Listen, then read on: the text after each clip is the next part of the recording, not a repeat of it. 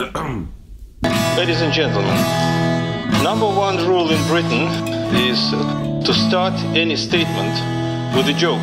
Bellingcat, Bellingcat, who has been feeding you? Bellingcat, Bellingcat, tell me whose fault. Hi, and welcome to BellingChat, our new semi-regular podcast that will focus on Bellingcat's latest breaking investigations and on current events that we've been tracking from an open source perspective. In this inaugural programme, we look at what happened in the 3 months since the start of the MH17 trial at The Hague. You may remember that after a 5-year thorough investigation led by the 5-country joint investigation team, court proceedings finally began on March 9th this year. The trial, which proceeds under Dutch law, is taking place at a specially built, highly secure court complex near Schiphol Airport in the Netherlands. Today I talk with Bellingcat's investigators Pieter van Huis, Christo Grozev and Aric Toler. The three of them are our core investigative team that have been tracking the MH17 case. They led the research projects that identified some of the key suspects and persons of interest in the downing of MH17, and they also took part in the identification of the weapon used and the route that the weapon took to arrive at the murder scene. We talk about what their main takeaways were from the March court session, what took place in the meantime, including what relevant new discoveries Bellingcat made since March, and what we can expect from the upcoming court session starting June 8th. At the end of the programme, we will also take questions from you and try to answer them as best we can. Tell me whose fault. We start with the Bellingcat team's main takeaways from the first court session earlier this year. Goedemorgen, dames en heren.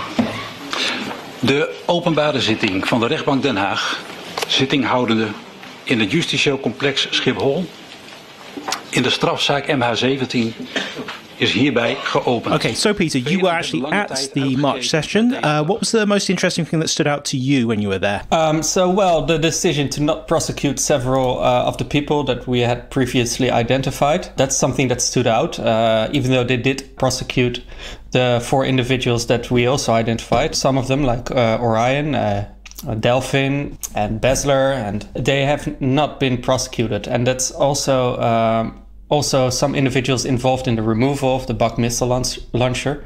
It seems that they're not going after those people. And in the case of Orion and Delphine, they've also argued that these individuals cannot be tied to this dispatch of the Buk missile launcher, because they've now concluded that Orion was actually involved in the dispatch of another Buk missile launcher 2 days or several days, we don't know the exact date, before the Buk installation that downed MH17 was brought in.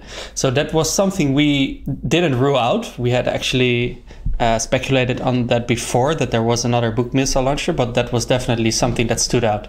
But other than that, they have quite a lot of new evidence against the individuals. Это они мстят за самолеты сегодня, но там еще пару дней осталось. У нас уже есть Бук, нахуй, будем забивать. So just before we move on, Christo, you did quite a lot of work on Orion, so do you want to just explain to the listeners who he is? Now, what we did identify in 2018 was that Orion was a high-ranking GRU officer, a general, a lieutenant general. His name is Oleg Vladimirovich Ivannikov, and he has one of the most colorful histories of any of the GRU officers we've looked at so far. He was undercover Minister of Defense in the self-declared Republic of Southern Ossetia under a fake name, which was Andrei Ivanovich Laptev. Then he had a career as a PhD writing on topics of information security and information cyber warfare. And then he was brought into Ukraine to supervise the rebels in eastern Ukraine, and at the same time he was in charge of the presence of Wagner in Ukraine, the private army, linked to Prigozhin, both in Ukraine and in Syria. So a very sort of versatile GRE officer.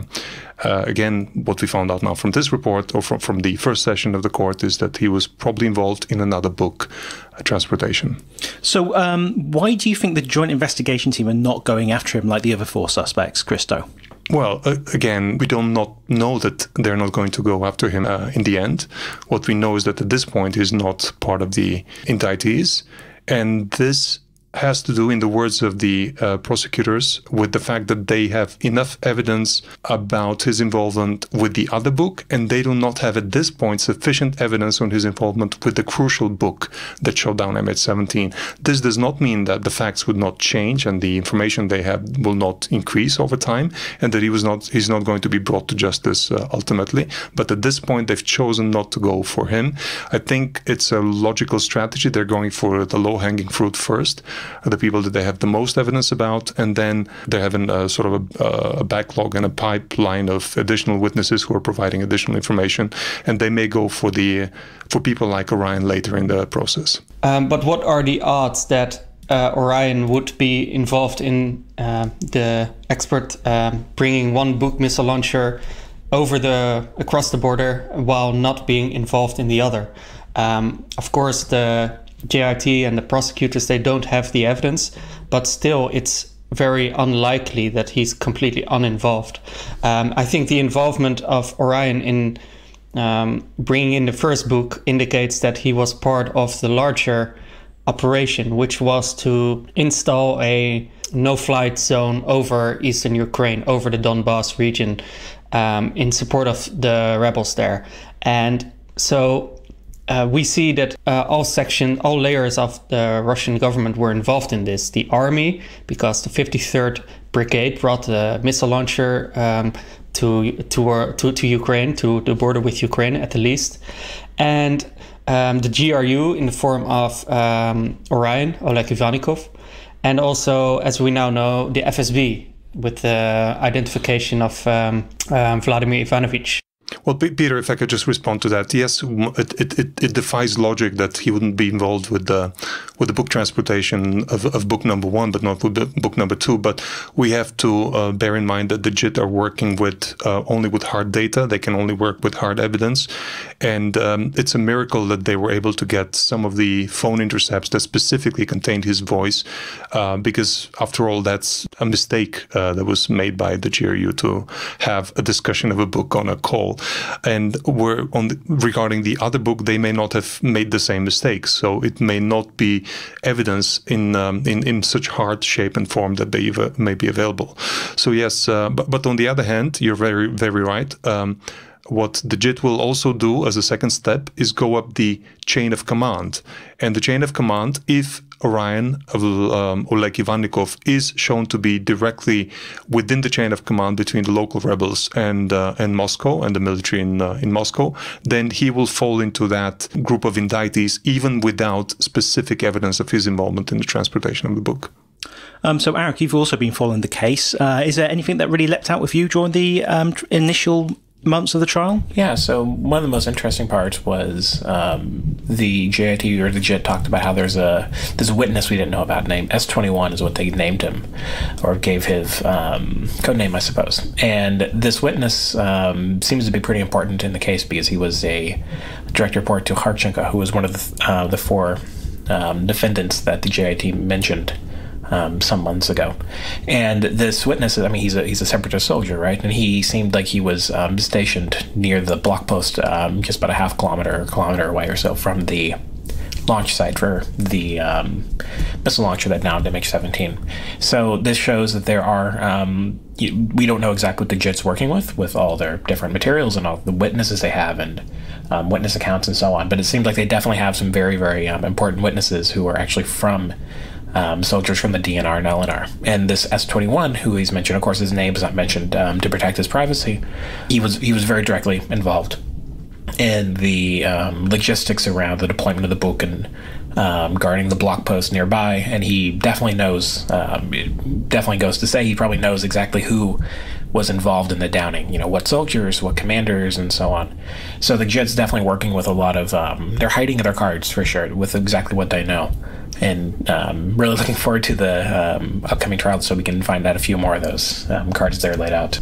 I would have to agree with Aric on that. I think for me, the biggest takeaway is the huge number of direct witnesses that were kept up the sleeve for the JIT. I mean, we had no idea that they would have several dozens of witnesses, including people that were very close to the site and to the launch operation. Yes, including witness M58, who was pretty much stationed near the launch site. Not someone who was part of the transport, but he was stationed at a checkpoint near the launch site, and he has also recognized the people there, and apparently even mentioned that, according to him, there were FSB people among them, which we cannot verify ourselves, of course, but it shows indeed the large number of witnesses, direct witnesses from within this separatist movement. And they're willing to talk too, right? I mean, we don't know what deal they were cut. Immunity, maybe something a little bit juicier from the JET, but it shows that there are. I mean, there are leaks. There are people wanting to come forward. I don't know if they're coming forward because of their conscience, or they want to come forward just to they aren't thrown in jail or whatever one day. But the JIT's definitely working with quite a bit. They aren't showing their hands. They don't want, Russia is not the direct defendant yet for this trial, but they definitely are not letting them know what all they have, so they can hold back some of the evidence and use later on in the case. And the Russian side has already attacked the fact that these people are kept anonymous, but of course they should be kept anonymous. Yeah. Yes, it's very obvious. And at the court case, they also mentioned several cases that we've covered in the past, such as the poisoning of the Skripals and several assassinations, as reasons why these people should stay anonymous, because they know that they're at serious risk of retaliation from the Russian government. Actually, some of them may still be in eastern Ukraine. That's where they may be some locals, right? Some local fighters from there. Yeah. Yes, but even outside of Russia and Ukraine, they will still go after them, as we've seen in the past. So, of course, there's been several things that's happened since the March court case, and we'll discuss that now. Christo, why don't you tell us what you've been working on since March? Well, we focused on what we thought was the most important next unresolved issue for the Joint Investigation Team, because they had issued a call to witnesses in November of last year. And one of the top questions, the way we perceived it there, was the unknown identity of one of the top commanders from the Russian side in the chain of command. And that somebody was heard on several phone calls that were provided by the Joint Investigation Team, where it could be heard that he's one of the top sort of influencers, if you can use that term, in the fighting at the time. He was the person who was the gatekeeper for weapons provision on the Russian side to some of the weapons that were requested by rebels, separatists, and volunteers from Russia were authorized by him, and others were not. People, including Girkin, spoke of him with a sense of fear or a sense of somebody very important. So we knew that he was somebody extremely important. But the direct question was, who is this person? He was identified in the intercepts only as Vladimir Ivanovich. So we spent quite a few months trying to find the person behind that fake identity, and turned out that this is a very highly placed FSB general. He's one of the top tier people in the FSB. He's the deputy to the commander of the Russian border force, all the people that control the huge Russian space in terms of external borders. And his name is Andrei Ivanovich Burlaka. We describe in detail in our report how we identified him, but the short and long of it is that, in fact, the person who was authorizing weapons in the days before the shooting of MH17, authorizing the flow of weapons across the border, was a top-level currently working and not some former FSB general. And this is going to be, from my perspective, one of the most important things for the upcoming procedure in court, because from a chain of command perspective, what the Joint Investigation Team will be able to do after they validate our finding is that it wasn't just a local commander from Rostov or from the border area who was authorizing the weapon transfer. It was actually somebody from the central apparatus of the FSB who was in charge. And that will have important ramifications for how far the Joint Investigation Team is willing to go in their indictments. We've also heard from another key figure in the court case recently as well, haven't we, Christo? Oh, yes, we have. There was another name that was very, very frequently heard in a lot of the intercepts. It was somebody who went by the call sign Elbrus, which is one of the highest, it's the highest peak in the Caucasus.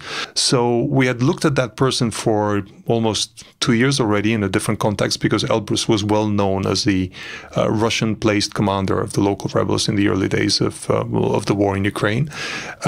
We had not made significant progress, but some of the elements we heard from the intercepts that were published by the Joint Investigation Team allowed us to progress our investigation further, and we found that Elbrus was in fact a colonel from the FSB, and is a colonel from the FSB, who not only played a significant role in providing instructions and curation, as the term is in Russia, of the rebels in eastern Ukraine at the time of the downing of MH17, but also continued his role as a major Russian spy and was traveling throughout Europe for the last 5 years after 2014.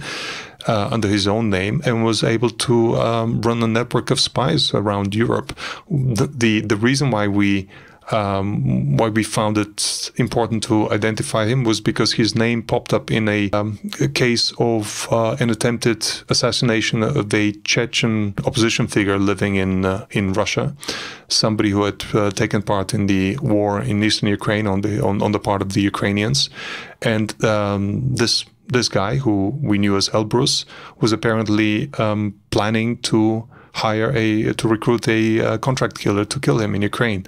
Now, this person, again, as we said, went by the name of Elbrus, but we found out that his name is Igor Egorov, and he's a colonel from the Vimpel department of the FSB. We've really focused previously on a lot of GRU officers. So there's Ivanikov, aka Orion, and others. But this is really interesting that we're now uncovering some FSB elements as well to the war in the Donbass, and of course, and the result of that, which is the downing MH17. And the process, we've been hunting for these guys for a while, right? But the process that we actually uncovered them is pretty interesting, because with Yegorov/Elbrus, as you mentioned, it was partially as a result of the new materials from the JIT and the around the assassination of this man, and also with Vladimir Ivanovich, aka Barlaka. Well, there was a really, really interesting way we uncovered them. There's a few different ways, but Peter, Christo, maybe you want to weigh in this more. It was partially as a result of some previously leaked conversations. It's leaked from back 2014 that we were familiar with, but we kind of dove back into to find a little hidden gem in there planted in us for 6 years ago. Well, I just recall that we were actually looking into Gyrza, aka Pulatov. We were finding tracking some information for him, and that's why you were checking those Viber chats, because he is also mentioned in them, and then you eventually stumbled upon details of Andrei Ivanovich that you had previously. Well, the whole investigation was typical for Bellingcat. It includes equal dosage of hundreds of hours of boring research, including chasing dead ends, plus use of high sophisticated nerdy tools, and an equal dosage of chance. In this particular case, we looked for the name of Vladimir Ivanovich in tens and tens of different leaked databases of emails and Viber chats and Skype chats that have been leaked over the years from the Ukraine war. Ultimately, in one Viber chat, which was between Viber is a Russian app, messenger that is very popular in Russia. But in one such Viber chat that was leaked in 2015 between two aides to a Donbass politician, Denis Pushilin, where they discuss their wedding plans and their personal lives and so on and so forth. So it was a very boring chat. At the time, we thought at least it was. But now we found that at one point, they mentioned the name Vladimir Ivanovich. And it was in the context of one of them boasting to the other that she knows that Vladimir Ivanovich, that scary FSB general who decides everything, including when rebels can get on vacation, his real name is in fact Andrei Ivanovich, and that there are big plans for him to become one of the top guys at the FSB. Now, we took these ingredients as a base for a hypothesis that this may be the same Vladimir Ivanovich that the Joint Investigation Team is looking for, and we started looking for any references to an FSB general whose name is Andrei Ivanovich. And we found that there were only 3 matches. One of them was a person who was the deputy chief of the Russian FSB border force. So we took that as a hypothesis that he may be the general. We looked for a voice for this person for a long time. He's not very loquacious, so we couldn't find a lot of interviews. We did find a photograph of him on a television set speaking on camera. And that was, funnily enough, that was a classified ad on a Russian website where somebody was selling their TV sets. And that moment in which the TV set had been captured on camera captured the moment that Andrei Ivanovich Burlaka, this FSB general, was speaking on camera on a Russian channel called TV Zvezda. So we looked for all of the programs that had aired on TV Zvezda on and around the date of that classified ad being published. And Peter ultimately found that there had been a 90-minute program on the history of the Russian border service where this Andrei Ivanovich Burlaka had spoken for about 3 minutes on camera about his own experiences. We took a snippet of that voice, we compared it to the voice that the Joint Investigation Team had published, and we found that it was a complete match. And that's how we discovered that Vladimir Ivanovich is in fact Andrei Ivanovich Burlaka, the deputy chief to the FSB's border service. And this is so interesting too, because often when we find people who are involved in down at MH17 and other materials and other activities in eastern Ukraine, they're either relatively small fish or they have some kind of veneer of deniability. So, for example, Sergei Dubinsky, who's one of the highest level officials back in 2014 in the DNR military, he's former GRU, former Russian GRU, and he doesn't have any formal enlistment as an active duty intelligence or military officer of Russia. But this is different, right? With Vladimir Ivanovich / Burlaka, he was 2 or 3 steps down from the head of the FSB, and he was currently enlisted, probably has an office in Moscow, either Rostov or Moscow, one of the two. And he's, he is one of the highest ranking people in the FSB, and he has no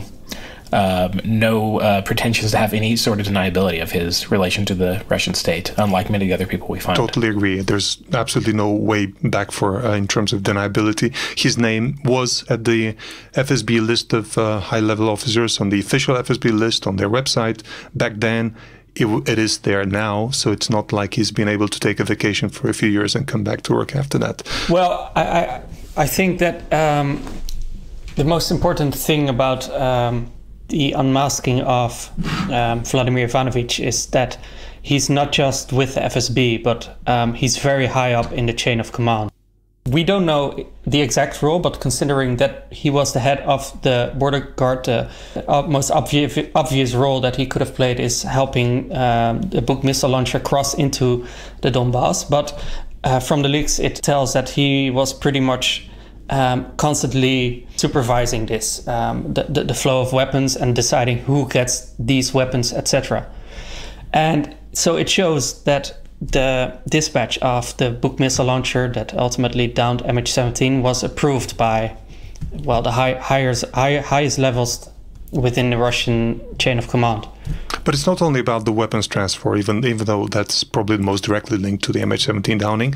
But from a point of chain of command, it's important that in some of the intercepts, some of the leaks that we heard from or the intercepts rather, that were published by the Joint Investigation Team, we hear the main indicted person, Girkin, who was the head of the local military establishment in eastern Ukraine at the time, saying to somebody that he's taking direct tasks and orders from Vladimir Ivanovich. Well, so it's not only the weapons transfer, but actually the control of the military operations. And therefore, if with that statement alone, a court will find it very, very plausible and logical to say if the main culprit was taking orders from Russia, from Vladimir Ivanovich, that means that the chain of command goes directly to him.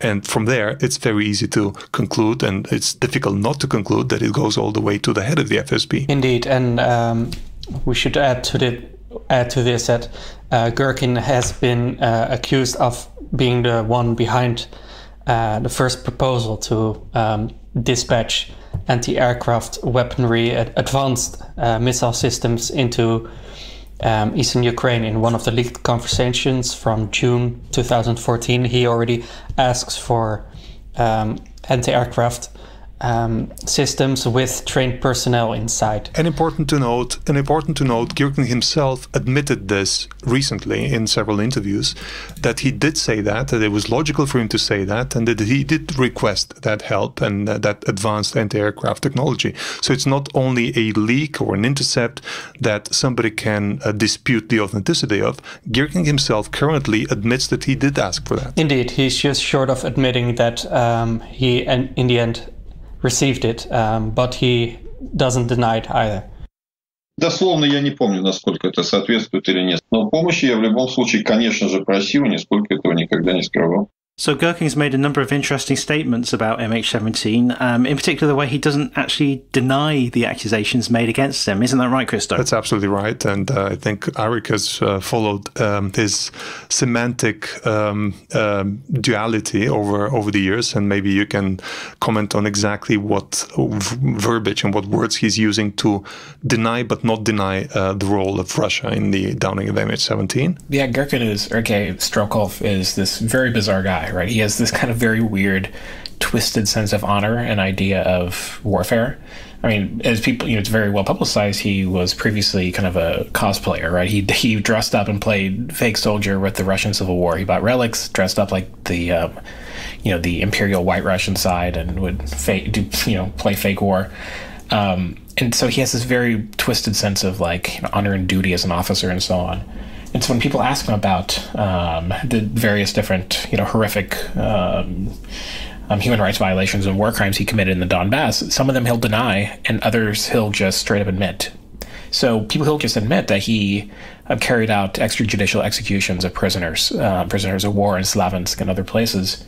But when it comes to MH17, he has a very, very specific verbiage he uses. So people will ask, did you shoot down MH17? And he won't say, no. He'll say, the rebels or the separatists or our side did not shoot down MH17. And the logical follow-up question to this is, oh, but who did? And he'll just shut up. So he'll say, someone will ask, so did the Ukrainians do it? He'll say, no comment. They'll say, did the Russians do it? And he'll kind of, clam up. But that's clearly what he's trying to suggest, exactly as a denial, non-denial. He'll say, very, very specifically, our side, the separatists, the DNR, we are not the ones who shot down MH17. But he'll be more than happy to blame Ukrainians for everything else. Every imagined artillery shelling and every other incident, he's happy to blame the Ukrainians for if he actually believes it. But he very, very specifically does not blame Ukraine for shooting down MH17, but he will blame Ukraine for other things. For example, he says, they purposely flew this plane over us, or it's their fault that they flew the air traffic control. This isn't true, but he says the air traffic control diverted the plane over the war zone. So he's very, very specific and not blaming them for the actual downing, the actual physical downing of it, but he's clearly insinuating that Russian soldiers, not separatist forces, are the ones who pressed the button, fired, and shot on the plane. Я не буду комментировать данные. Ополчение Боинг не сбивало, более ничего я прокомментировать в данном отношении не могу. And there's one interesting comment from Girkin that I had found from November 2019, in which he says in The Hague, where we currently have the MH17 trial, they expect only me and 3 more uninvolved in the downing of MH17, and that no one there is asking about Vladimir Putin or about those who changed the Boeing's route from Kiev towards Snitchne. And so this contains 2 more implications that indeed he does partially blame Ukraine for changing the route of MH17, which is obviously not true, but something he seems to still believe. And he also mentions the name of Putin. He uses he actually uses VVP instead of his full name, but it's quite obvious that it refers to Vladimir Putin. These statements that he has made repeatedly and consistently to different media will be taken into account by the court because he hasn't been able to present his position. He doesn't want to present his position directly to court. Russia is not going to extradite him. And the court, however, will have to take into account his position from public statements as he's made. They'll be not only allowed to, but they will have to take his point of view. And his point of view, any way you analyze it, can be distilled only to one statement. The statement is the Russian military unit shot down MH17. There's no alternative interpretation of his words. He says the rebels didn't do it. To a follow-up question, but why don't you say that Ukraine did it? He will usually say no comment. To the question, so that leaves us with only one way to interpret this, that Russia did it, he would also smile and say no comment. Any reasonable judge that is trying to interpret what he's saying will conclude that he is saying that the Russian military shot it down. So by being coy with words, he's actually providing a very strong indictment for the Russian military to the court. And I'm just not sure that people are taking that into account, that he himself has become probably the biggest witness in favor of the joint investigation team. Yeah, and intentionally almost, or maybe intentionally. And not just that, he has also announced that he once stated that, well, if I live another 20 years, then you can wait for my memoirs. So he does have things that he wants to say, but which he cannot yet say for his own safety. That's the only way I can interpret it. Okay, so to round this discussion off, let's look at the upcoming court session. We'll have the defence making their case for one of the suspects, but what can we expect this defence to be? I'd like to hear the panellists' opinion on this. Peter, maybe beginning with you, what do you think the defence is going to say on June 8th when the court comes back together? So the only person they are defending right now is Oleg Pulatov. He's the only one who has hired lawyers for his defense, and Pulatov was only one of the three individuals who was apparently part of the transportation of the book Missile Launcher to the launch site, and the intercepted conversation, not all of which have been published, but they have been mentioned, suggests that he was present at the launch site. So Pulatov, who is a Russian citizen and also a former military man, he's hired lawyers for his defense, and so far they have not really introduced a proper defense, except that at the first day of the trial they actually brought up a completely different issue, which is that Ukraine had not closed the airspace in time, and that it's strange that the court is not also going after Ukraine or maybe even the Netherlands for allowing the plane to fly over eastern Ukraine. And the court has already responded to that, like, well, this is a completely different issue. It is not relevant for the defense of your client. At this court, we're looking at the involvement of these four individuals, including your client. So what we can expect at the next session, that's of course difficult to predict, because we don't know if they're going to continue this old strategy of bringing up other issues and therefore maybe delegitimizing the court. The Russian lawyer, which is part of the defense team, is also perhaps willing to defend the Kremlin line, which is to suggest that all of the evidence that has been presented in court has been compromised.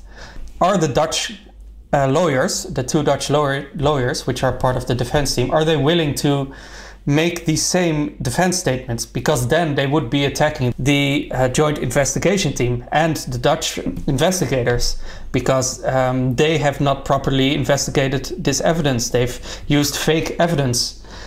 So I don't know what they will bring up. It's going to be a big surprise how far they are willing to go in their defense, to what degree they are willing to follow the Kremlin line, which is to say that all evidence has been compromised. I can't agree more with Peter. I think that there's a big dilemma and a big contradiction between the Russian lawyer and the Dutch lawyer's interests in the case of Pulatov. If the Dutch lawyers are trying to defend the client and not the client of the client, not the Kremlin, they will have to take a position that is completely different and contrary to what the Kremlin would like them to do. Their position would be to essentially follow the same line as Girkin, saying, well, he was a local separatist and he was doing his separatism thing, but he did not shoot down the plane. Somebody else did, and that somebody else is not the rebels. It's and let's look together for the truth of who did it, and that is is, well, my client can tell you who it is because he knows that it's the Russian military. Now, that will be what the natural inclination of somebody defending a client would be. But the Russian lawyers would obviously not be, encouraged to follow such a defensive procedure. So they'll try to muddy the waters with a much more everything is compromised by now position. So it's interesting which of the two sides will take precedence, and I cannot exclude the possibility that the Dutch lawyers will just step out and bail out and say we cannot do something that in our position, in our point of view, from us as lawyers, is going to hurt our clients. So we can't continue to be lawyers for this client. Well, it's come even more difficult for them because their client Oleg Pulatov has also been talking. He's not present at the court. He does not want to travel to the Netherlands for it. He doesn't want to be detained. But he's been issuing statements in the form of forum posts in which he also follows the Kremlin line by saying all evidence has been compromised and linking to all kinds of conspiracy theories written online. So the lawyers may not have complete flexibility in choosing what defense they can follow. They might, Pulatov can of course still fire them if they don't defend his point of view. I think it's also worth noting that with the European Court of Human Rights case, we've already seen in the prosecution in the Netherlands that the prosecution there, or the defense there, has been using effectively conspiracy theories. They've been using the audio analysis that was provided, which we'll be looking at later, that was part of this documentary that was put out some months ago, that seems to be completely false. And we'll discuss this at some point later in the podcast. But I do almost think that maybe if they go down that kind of conspiracy line, it would just be so damaging to the rest of the case for the other defendants, because it's so easy to actually disprove that stuff when you actually look at them, and they just don't kind of come together. They do join together. That's the issue. They're the audio's fake, and this photograph isn't real, and so on and so forth. But it's like with our work, we look at the whole issue holistically. We look at every single kind of angle and piece it together. But when you're dealing with conspiracy theories, they just kind of pick at one thread and hope it goes somewhere. But it doesn't, because what they're talking about is effectively complete nonsense. We're almost out of time, so we'll just take one of your questions today, and we'll try and answer many more in the next podcast. We'll take the question that was asked by quite a few of our readers, so here we go. Has Bellingcat identified any suspects that are not publicly known? For example, have you ID'd the soldiers from the 53rd Brigade who operated the book? Thanks to Herbert from Amsterdam for this question. Aric, would you like to take this one? So we have managed to identify a handful of potential suspects around the soldiers who are operating the Buk missile system. But with the available information that's open and available for us to access, there's no definitive information about who was actually, in the cabin of the Buk firing the missile to shoot down the plane. So we have a handful of, more than a handful, we have about a dozen or so potential candidates we think are kind of the most likely people who are, the ones who are in the cabin, but we aren't sure exactly who was there. We definitely have our suspicions, but we don't want to publish, accusations or put their names out there for the world to see, just because, most of the vast majority of the soldiers of the 53rd Brigade had nothing to do with the downing MH17. Some of them did. Some of them definitely did. Their commanders absolutely did, because they were involved in the transport and the decision-making process and so on. But of the guys who were kind of on the ground, the grunts, I guess you could say, most of them are totally innocent and have nothing to do with MH17. But I'm sure that the JIT has much, much, much better of an idea about who was actually in the cabin and fired down the missile, and fired the missile to shoot down the plane, because there are some witnesses, especially S-21 and I think M58, correct me if I'm wrong, Peter or Christo, who likely actually saw the faces of the soldiers of the 53rd Brigade who were with the Buk before the shoot down. So while we don't know definitively who was in the cabin, who shot down the plane, we'd have a list of likely suspects, and we are pretty sure that the JIT has a very good idea about who it is already, but they have not obviously published this information.